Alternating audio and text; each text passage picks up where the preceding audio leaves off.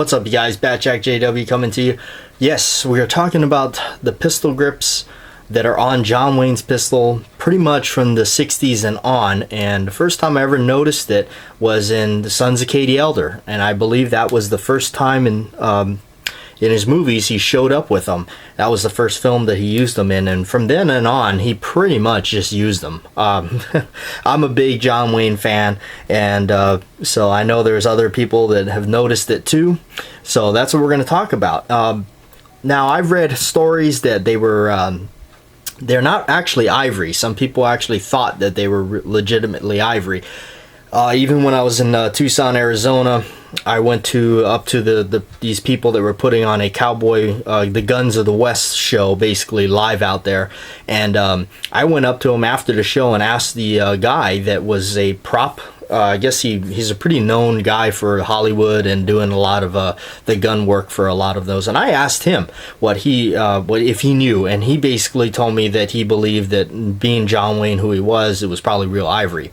According to the articles I've read, they weren't. They were made of Catalan, and he actually tea stained them himself. Now that's just the story, so I don't know. So anyway, you can actually check out videos from the NRA museum and stuff like that, where they actually have one of his pistols that was used in the movie, that was from the prop house and stuff, and the grips really they kind of look just like this. And what you're seeing there are the original grips that came on the gun from Cimarron called the Rooster Shooter. Now, we got this thing unloaded, so now these are the ones that came on there. They are fitted great. I mean, they're damn near perfect. But the only thing that bothered me about it was, well, obviously, if you guys been around the channel for a while, they broke, and you can barely see it. I don't know if it'll show up here, but here, you can see it better on the back. I glued it back. Well, it's out of focus. Let's get it focused here. Okay, is it gonna focus? Well, there it is. It's been glued. You can see the repair.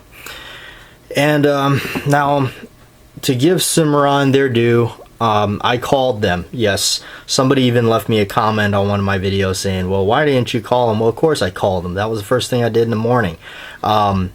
They basically gave me this story of saying that at that time, when I've had the gun for some time now, during that time, they couldn't get anybody else to make the grips. These grips that I have here off of mine were from Bar S.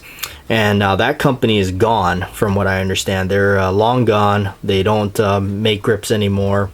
So that is what I got from Cimarron. Of course, when I took them off, there used to be a stamp. It's gone now that actually said Bar S. So that's how I knew. So actually, I contacted them, tried to contact them too, but they were gone. And I guess the business is no longer around. So anyway, that led me to kind of search around, trying to find out. Cimarron was saying that they couldn't get me another grips. They sent me to another company. I talked to them. They pretty much were at the standstill. They said, nobody really knows how to recreate that type of grip. And I thought, man, this is just insane, So, all right. Now, what you can get from the store, which I wound up doing, is you can get something where they sell polymer. They call it poly ivory or fox ivory grips, and that's what you get. Don't be blinded too much from the extreme bright white of it. They look kind of like a piece of paper.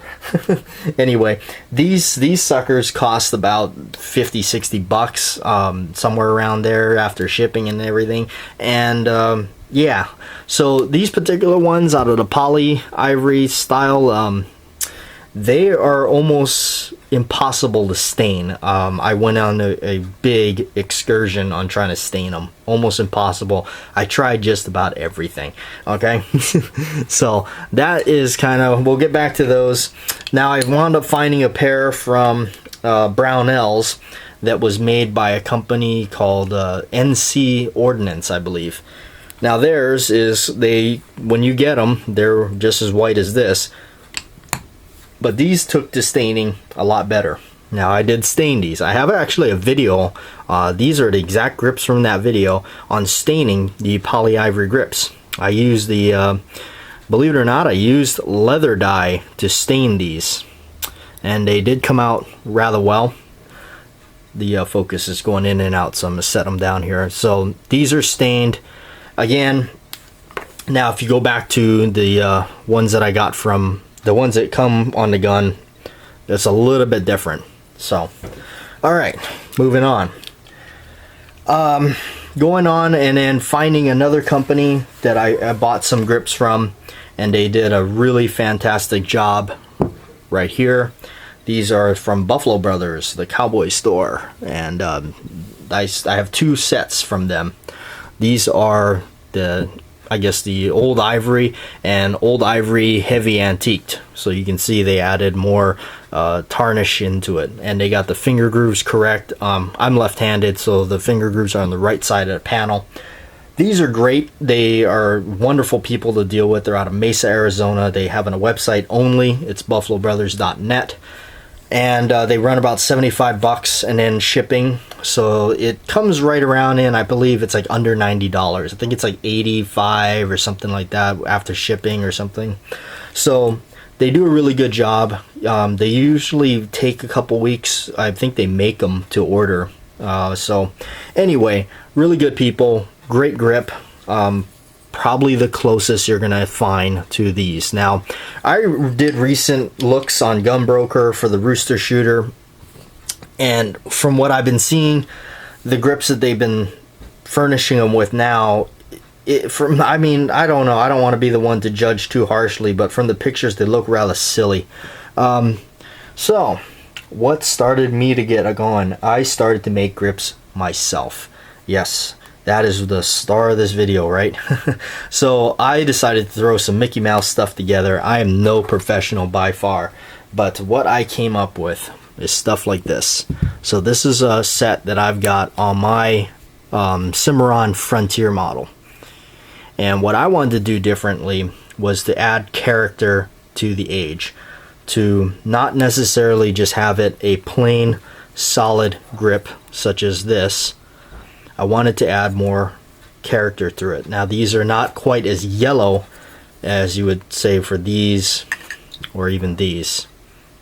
Okay, they're kind of a little bit more on the off-white side, but the yellow is taking place through the marbling.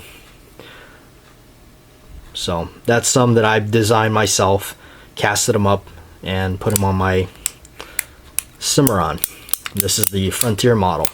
So the other gun, the Rooster Shooter, is just same gun, but it's pretty much they antiqued it. Now I went through and their antiquing was more or less, the gun was just acid washed and pretty much bare metal, which rusted. So I went through and kind of put my own finish on it and wore it down. So it kind of looked a little bit more worn. Okay, so all right, get that out of the way, because now we're gonna go back to these. Now I looked at these and said, you know, this is cool, but this doesn't look like bone to me. When you got to remember back now, what we're trying to simulate is old ivory. This really didn't cut it for me. So I went through and I said, well, let me try to replicate this and do my own version of white but aged, heavily aged. This is what I came up with my finger grooves. You guys probably saw the video of that, but there. So I kind of wanted to go back, and I'm a big fan of the movie The Shootist as well. The Shootist was his final film, talking about John Wayne. That was one that his grips in that, the guns were made by, I want to say Great Western. I believe that was the company. There weren't Colts, and from what I read, they were actually outfitted with real, genuine ivory. So they looked awesome. So I tried to basically replicate it at a poor attempt. But anyway, there it is. Again, I'm no professional, but I wanted to leave a lot of crudeness to it, because to me, bone is a natural material. So it's going to have flaws. It's not going to be perfect. These are, you know, still great grips. I wish, you know, that's why I'm gonna keep them, and I kind of baby them. I keep them wrapped up, but little speck on it. I don't know what that is. All right, but anyway, it's perfect. I mean, perfect. So I kind of wanted to do my own twist and say, well, what if they weren't so perfect, and you know, they had, you know, scars and imperfections, sort of say. And that's what I came up with on these. All right, so as I started to dabble around with a little bit of other stuff, came up with stuff like this. They have a lot of heavy age through them, and each one is different. You know, each side is different. Each casting is going to be different, and still leaving a lot of the marks on it by, you know, just basically saying that, yes, you know, this is more to simulate that ivory style. So I left a lot of the, you know, crudeness to it.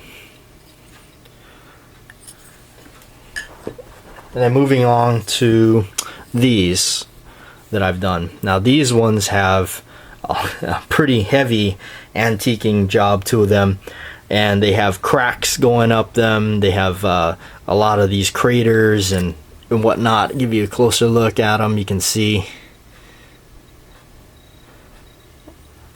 And this one, it's got cracks and stuff. So this is just kind of, I wanted to share with you guys my journey on this stuff, and this is kind of where it led me. In a sense, this gun, the Rooster Shooter here, and it falling and breaking and these grips taking a hit, it was actually a blessing in disguise. You could look at it that way, because it spawned me to start doing this, and it's amazing. I'm no professional by far with this stuff. I know a lot of people have asked me, hey, can I, you know, they want to buy a pair, but you know, at this point, I just I don't know, you know, how to really go about that, in a sense of, because I'm not a professional. These things are not, you know, going to be a perfect grip, you know, something like you buy.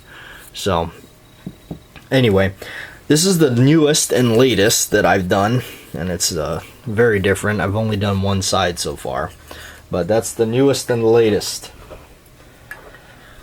currently up to this video point. So this one's got a heavy streak through it, marbling, very heavy, and keeping with the traditional yellow aging. Again, still leaving it crude with some of the imperfections, as I think bone should have. But anyway, thanks for watching. I kind of figured wanted to share the journey, even though I know it's kind of been rehashed a few times on the channel, but figured we got new subscribers coming along every time, and I kind of wanted to do a separate video that focuses on this stuff and talks about John Wayne's pistol and my fascination with it. I'm a big Duke fan, always have been, and this is one of the things that has always captivated me as a young kid, watching these things, you know, playing with my cap guns. And now look, you know, coming to it where, man, I got the real thing, 45 long Colt and everything, you know, with the with grips that I've made, which is really cool. So anyway, also a company that makes a really good replica of his belt and holster is the Hunter Leather Company. That's who I've got my belt from. Great people. They're out of Colorado. I used to live there, so it was kind of really cool to purchase it directly from them rather than going to somebody else. But anyway, yeah, there you have it. Not to ramble on too long in this video. Hopefully I didn't put you to sleep. I'm Batjack JW. Appreciate everybody subscribing to the channel and watching. And that's my story on John Wayne's pistol grips.